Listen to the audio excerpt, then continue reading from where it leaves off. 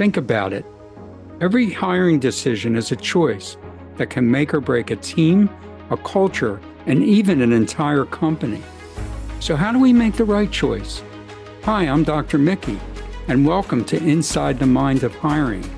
Here we'll uncover the psychology and strategy behind effective hiring. Because the right fit isn't just about skill or experience. It's about understanding people, their motivations, their strengths, and the shadows of their shortcomings. Together, we'll tackle the tough questions. How do we look beyond bias? How do we find the qualities that make people not just qualified hires, but the right hires? This is about identifying leaders who drive success, lift morale, and actualize a company's vision. Inside the Mind of Hiring starts now.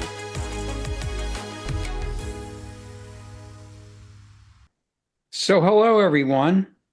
Hope everyone is doing great. Our episode name today, or our title of our show, is Hiring Great Hiring Teams.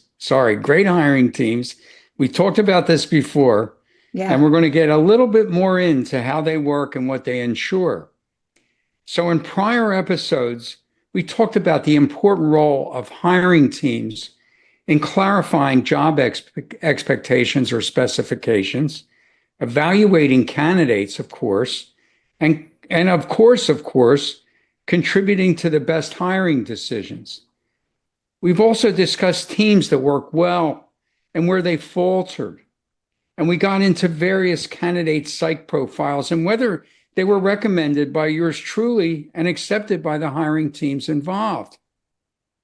Now, like any inquisitive and successful entrepreneur, our host, Dr. Pat, has been discovering some compelling hiring principles through her engagement in my episodes and in her shows with other organizational and leadership consultants. So today we're going to have Dr. Pat share what she has learned about hiring teams and the hiring process that has intrigued her. What decisions these discoveries have prompted for hiring folks into her organization, Transformation Talk Radio. And what questions remain for her to answer so she can create a great hiring model and process for her company. So, without further ado, Dr. Pat, what have you learned and what has prompted these discoveries? Let's talk about, thank you, Dr. Mickey. A couple of things. We've been doing this for a while. And I have to say, one of the most eye-opening episodes we've done is when we had the pseudo team of Martha Stewart on and Snoop Dogg. And what I loved about that episode was it was a real situation from different personalities and different perspectives. But then thereafter, we did other shows. Your brilliant descriptor of the show about hiring an executive candidate, which we cannot name, but going through that process and some of the things. But I'll tell you, there are discoveries I want to get right to.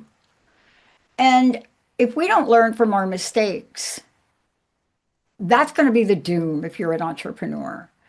And we are a company that is in a major cultural shift, but also a business shift. This weekend, I had to look at different business alternatives because I'm going to be really blunt.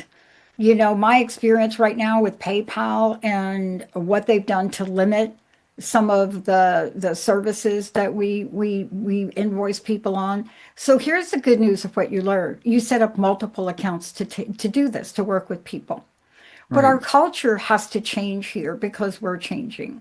And if the culture changes, it has to start from the top. Is that you? It's me, Jessica, and Linda. Okay. We all have to change. And part of what I've learned from you, especially when the light bulb went on that said, oh my gosh, Dr. Mickey's talking about me, right? Because we do these shows and we forget you're the head of your company, Mickey. I'm the head of mine. Sure. But are we acting like that? Now, don't answer. But Mickey, everybody, y'all, that was an answer from Mickey right there. Did you see him? But here's who we are. My industry has evolved, and we have not been like other industries. but we have to get more like them, but we do not get our culture like them. And let me tell you what I mean. I mean, I've worked with radio stations for 22 years. I know the culture, right? I know what happens Yeah, in there. sure. But what is it that we're going to do, thanks to you, Dr. Mickey, that's going to set ourselves up for success? But I've made some very poor hiring decisions in the past. Okay. Yeah, it's important to understand. Well, Yeah. you understand it when it's happening. I had to look back. Right, And yet it requires me to change my hiring infrastructure, which we're going to do. Once we finish our crowdfunding and our expansion and what we're doing in the world, right. we're going to be offering a different kind of employment for people. That's more to be revealed. But we have to in order to be different than other networks, right? So Mhm. just so you know, let me give you a sense. Most networks out there like us, they hire contract people. And Right. contract people love to work in this industry because they're like, I ain't working for you full time. What, you gonna tell Mhm. me I can't go film my baseball game? No. They're creatives, they're artistic, so you have to come up with Right. a model.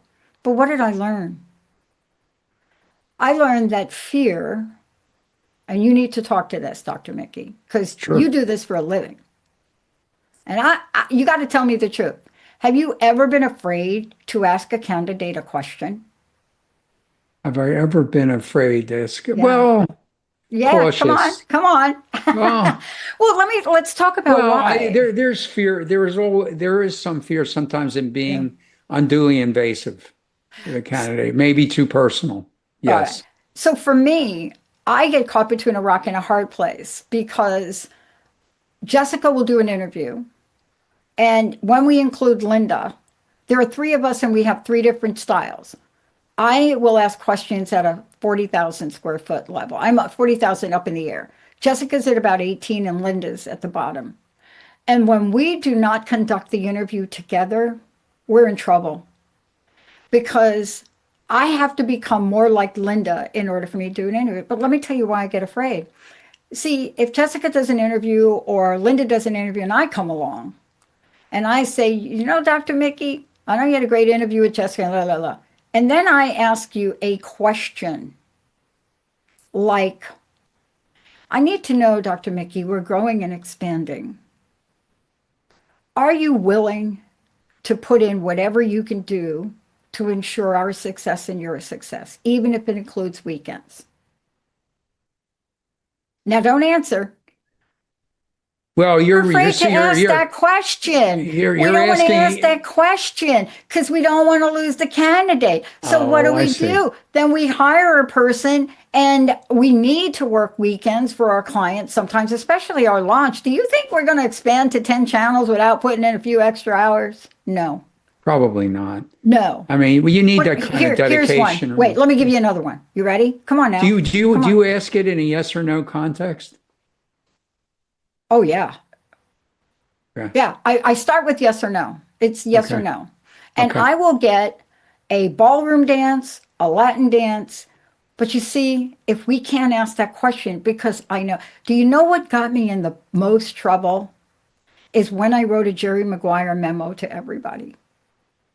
Okay. Okay. But here's what you have to do if you're not going to, if Snoop Dogg and Martha Stewart didn't ask the questions, or you on the last candidate didn't ask the question you asked, we're not Right. doing a service for our company and others. Yeah. So you have to ask the tough questions. I have another one for you. Ready for this one? Right. But I'm We're kind a of media, curious. Go we're ahead. a Go ahead. media and television company, and I just want to say 6 months, really not looking for you to take a whole lot of time off, including holidays. Are you able to commit to that? And they say yes, Of course they say yes. and then they don't. And then they don't. Right.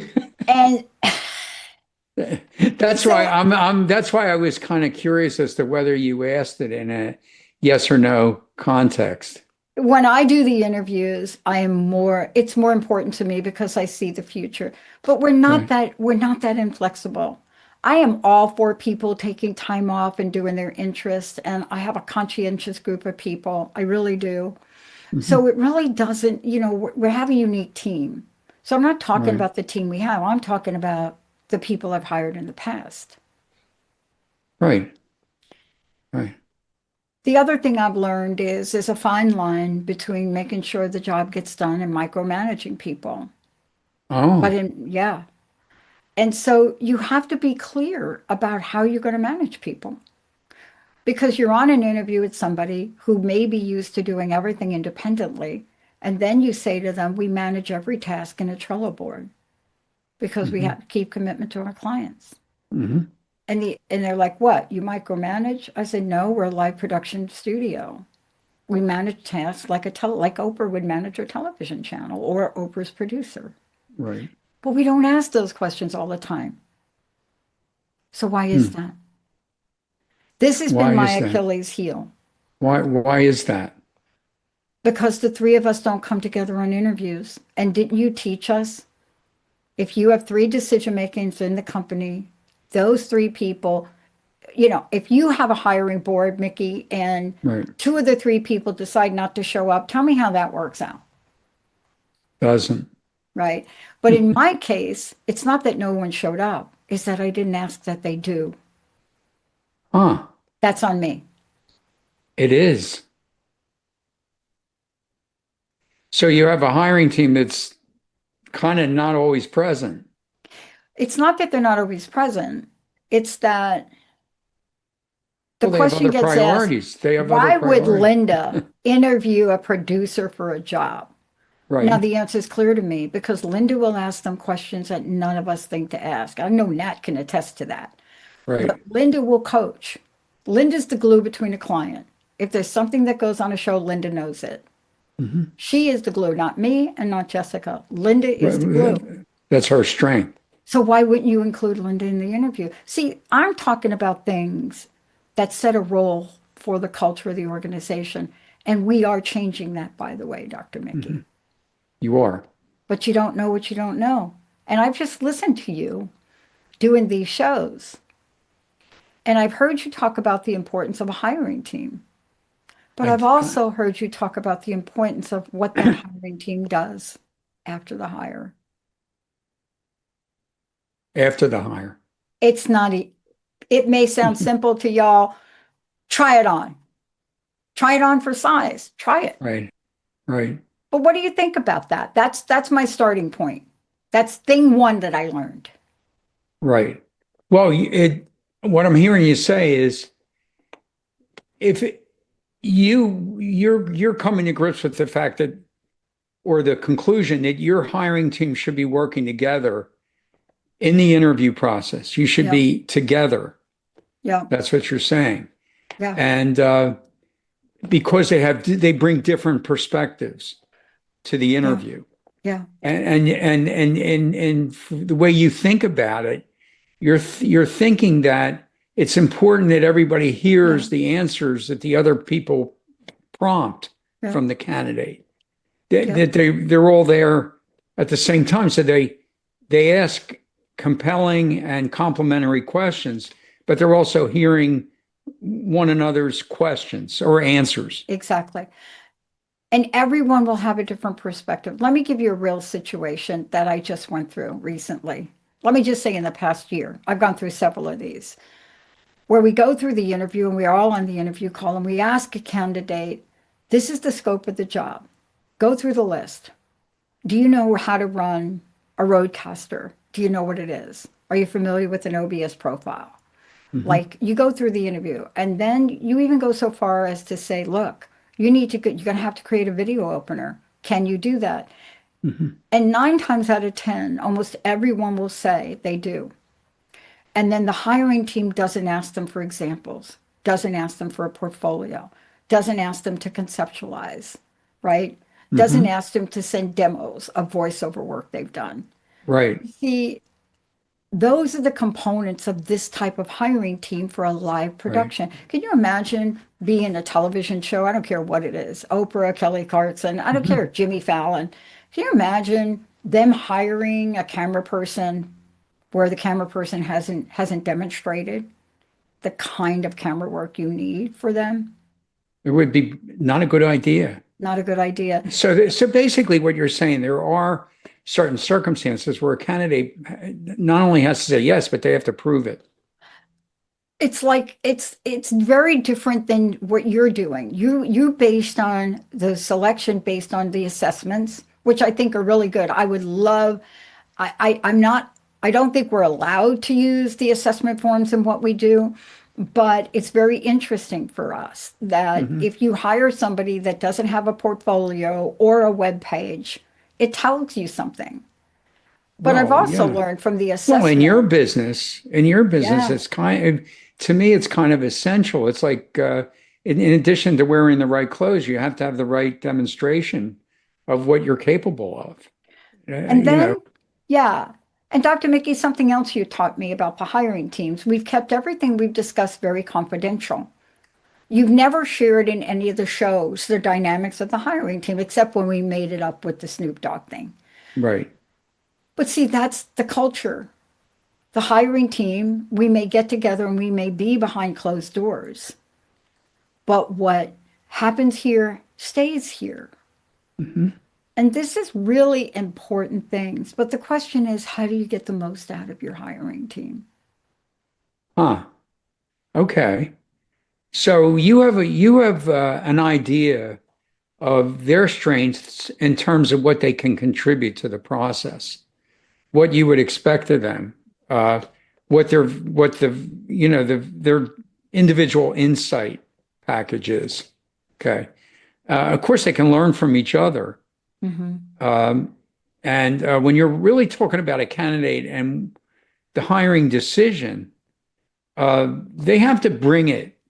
They have to bring kind of what you expect. Yeah. Maybe I'm not sure they really, well, they may know, but they may not know their strengths in terms of how you perceive them and what you expect them to contribute, both in the interview process Mm-hmm. where you're evaluating candidates and in the presentation of their knowledge and how they're evaluating the candidates so you can make the best decisions. Yeah.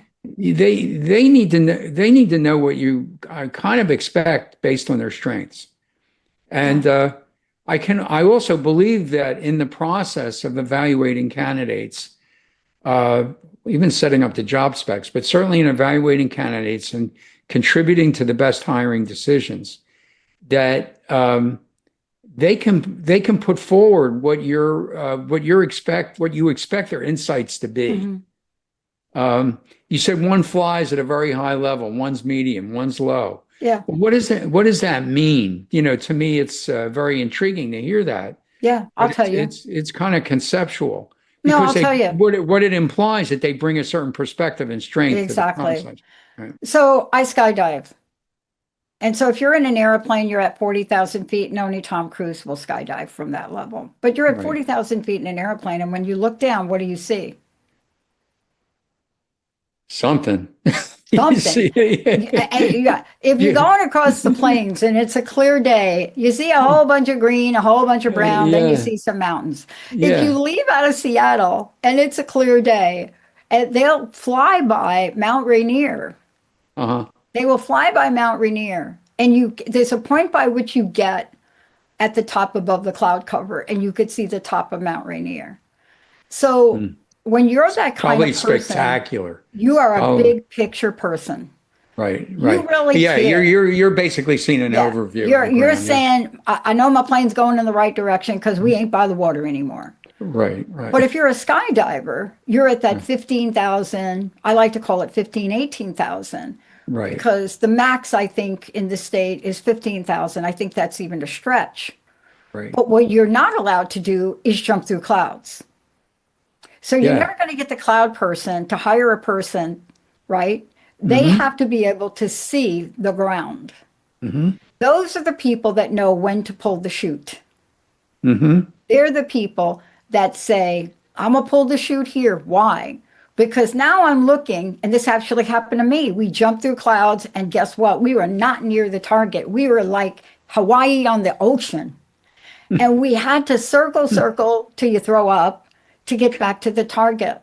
But Right. we could see at 12,000 feet above where the target was. Those people are invaluable on a hiring team. Mm-hmm. And then you have the ground people. They see the leaves of grass. They're on the ground as you're circling Right. And they're shooting up flares to say, don't land here. I'm on the ground, and you must trust those people. Right, right.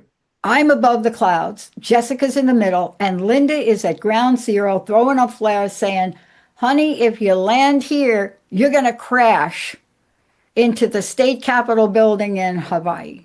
Yeah, so she's real specific. Very specific. Individually, we have our strengths, but together, we're Right. unbeatable. Yeah, And if you don't bring, because you complement each other's strengths. but if you don't bring that into your hiring or decision making, Well, it's interesting. A lot of companies use their hiring team, and they interview candidates individually. Some have them interview candidates as a group, as a group of, hmm because of the synergy that where they play off each other. hmm I don't know, as long as they're bringing their perceptions to the hiring decision, it's yep, okay to do both. But I'm kind of one of the concepts that you picked up or the principle is I want these folks to be together in the interview. you know, I get a lot of pushback from that. Now, for me, And why do you get that, do you think? every so first of all, their view of me is that I'm going to ask questions that are not related to where they are in their skydiving event or will overwhelm people. And here's where I am. Anyone else we hire in production, they're going to have to go through a group interview. Why? Because Nat will tell you we're all different. I can give an assignment and be so vague. You spend 3 hours trying to figure out what I'm saying instead of saying, Pat, can you just, because I see it. But that doesn't Right, help. But all of our producers, everybody here has to work with the three of us. right. Now, Yeah, I don't right. want to give people an Do you impression. do you need help sometimes in framing the questions that you want to ask? I don't. What I need help is in somebody saying, I don't understand, right? Nat Hmm. is really extraordinary at that. I Right. don't understand what you mean. And then I have to find a way to do it, To do what? right? To explain something. But you Right. have to, it doesn't matter how the three of us operate because my job Right. really is to take us to a global next level. And Hmm. yes, I can still design a website like I am right now, which now I added 16 pages in detail. I have the ability to do both. But Right. that's not Wow. my role in the company, Right. right? I mixed an audio this morning and I Right. think, or yesterday, and Nat finished it up. See, we Mhm. work with our producers. But can you Right. imagine not interviewing with all three of us and then getting on a call with Linda? Right. Yeah, I mean, I think you're committed to group interviews. I think that's where we I have to think, go. But I'm telling you, but this but is they what we've have to. learned from you, Mickey. This, Yeah, Dr. but this Mickey. is, yeah, but that's great. But they also need to know what roles they play in these interviews or can play that you really value and you Yes. think is important for the company. Oh, and so this is what we're thinking about thanks to you, because we are thinking about that now. As we grow Yeah. and expand, we're going to have to go from where we have. I mean, can you imagine? We're looking at 5 new channels by first quarter next year and an Wow. entire podcast interface, which we've already launched. But Okay. how do we get the people and bring them in? Now is not the great time because we haven't done the launch, so people don't know what they're walking into. Right. But what we've learned from you, all three of us, is each of us has something valuable to say or ask. Absolutely. And Now, and also I'm sure each one has something valuable to say in terms of what kind of candidate profile experientially that yeah, you need as well. I got a red flag. I hired somebody not too long ago and we're doing the hire. Everybody's happy. And then I get this weird, bizarre text message from the candidate. Like, what's taking you so long? And I texted back and say, did you mean to send this to me? Yeah, yeah. Yeah, I want, like, is there a It's, reason this is taking so long? right, And I'm right. like, okay. I don't know how to think about that. I was waiting for Because you. I always liked honesty because it does open your mind I to don't what this mind it. candidate. No. I don't mind it. But here's a message to all of you. If you're going to text the CEO and the owner of the company, you might Right. want to start out by saying, "Hi, Dr. Pat, how's your day going? I Oh, you know mean you're he did very he? busy. I know Okay, you, so yeah, I I know get you're it. very So busy, but I'm right, just right. curious. I'm trying to put a timeline together. Could you give me a sense of what your Okay. timeline is? No, Okay. no. When are you going to make it? Okay. So I understand that. Didn't hire the person. Didn't hire It, him. Had a I lot can of understand. skills, and I just said, no, it's not Okay. going to. So it was abrupt and the inquiry wasn't framed properly so, for your liking. Because if you show up with the owner of the company, how are they going to show up for you, the client? Right, Mickey, right, what the heck's taking you so long? Nat would right, never right, do that. Mickey, right, what the heck's taking you so long? I sent you right. text 4 times. When are you going to send No, your I get it. episode? I get it. You didn't, there's no context, no framing, just an abrupt comment. Now, I look, didn't know that until you explained, Dr. it's a Pat. text. So you got to Yeah. read into the text, Okay, right? It's okay. not You like, mean, hi, how are you? La, la, la. yeah, It's like, yeah. look, how long is this going to take? When are you going to make a decision? Blah, blah, blah, blah. And I'm like, okay. What he's saying is, I don't really care about my impact, but I do. But here's what I've learned from you, Dr. Mickey, and let's just bring this forward. Hiring in the world today is one of the most important things that you can do. And I understand why in the past I've made some of the decisions I've made because it was a short term hire Yeah, in my mind. But as a company and we move forward, that's not the culture we want. right, And right now, as the owner of the company, there are some things I've got to clean up my side of the street.